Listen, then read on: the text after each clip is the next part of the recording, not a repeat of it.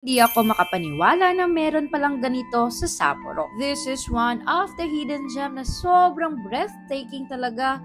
Welcome to Makumanay Takino. Una ko itong nakita sa videos and sabi ko talaga pupuntahan ko talaga ang lugar na ito. And today samahan nyo kami sa aming pag-explore dito sa Makumanay Takino.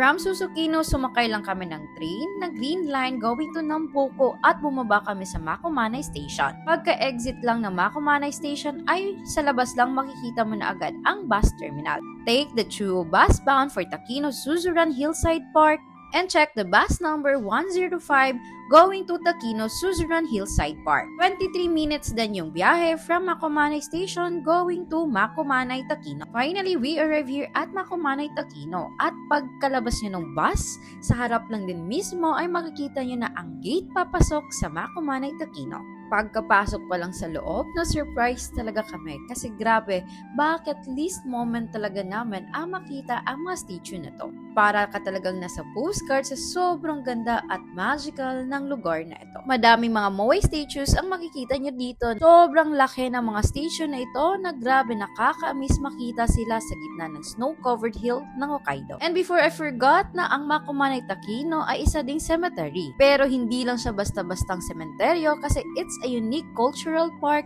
na may iba't ibang art installation including this moai statue. Pero hindi lang yun kasi may Stonehenge replica din dito. Kakawaw talaga at parang magical talaga ang lugar sa sobrang unique combination ng moai statue at Stonehenge statue sa gitna ng Japanese winter.